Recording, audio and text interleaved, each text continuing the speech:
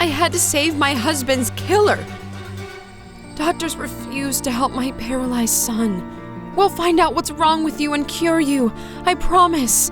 Then I learned my husband was dead. I'd been accused of murder. Our love story started like a fairy tale. But when I got pregnant, Ross became a real tyrant. It got so bad he once made me eat a sandwich off the floor. I put up with the abuse for my ill son's treatment. I also had to close my eyes to Ross's constant cheating. At the time of the murder, I was in the hospital. My son was getting treated. So you were alone in a ward and could have stepped out. My lawyer got me out on bail, while my son claimed he found the killer. Ross was about to fire his lover and secretary. There was blood on Lily's clothes. She'd stabbed Ross. I only had to find the knife she used to kill my husband. I didn't kill my boss. I wanted to get fired. He threatened to have me deported if I didn't become his lover. Lily decided to return to Mexico, but Ross tore up her resignation letter. At the time of the murder, I was buying a ticket at the airport. Lily proved her alibi after my hubby caused her so much suffering. I promised to help her get a new work visa. Suddenly, an alarm went off in my son's room. When I came, I saw a burglar in a baklava. He managed to escape but dropped a blood-stained knife. I rushed to my son. His life was in danger. Mom, he stole my meds. My son could die without them, so he was hospitalized. The burglar's shoe print seemed familiar. My husband had shoes with the same soles.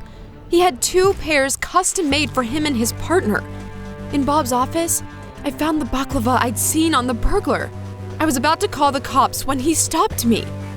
Yes, I stole Nick's drugs, but I didn't kill your husband. Bob told me Ross was afraid of our son because of some damaging info. Nick's our accountant. He knows too much. I was afraid I'd be exposed. I'll give back the drugs in exchange for all the dirty info Nick has. I was done being a victim. I went to the police. The knife Bob had dropped was the murder weapon. Meanwhile, I hurried to give my son the drugs he needed so badly.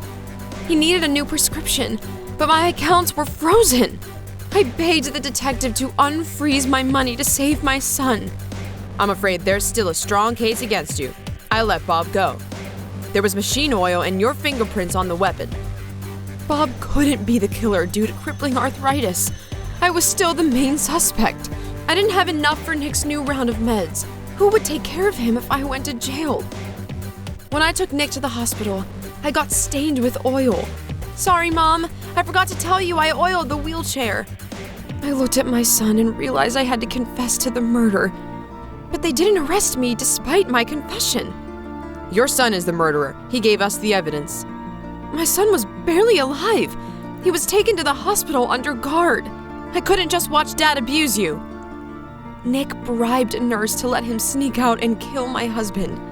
I planted the knife on Bob because he's a scoundrel.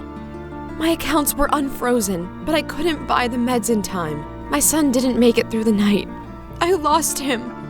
Half a year later, I visited my husband's assistant, Lily. My son was waiting for me in Mexico. He was alive. Nick regained his ability to walk without any doctors. With no dad to bully him, Nick got his health back. Ross wanted his son to be disabled and under his control. In the hospital, Lily gave us a potion that slows down the pulse. To everyone, Nick died, while I sneaked him out to safety.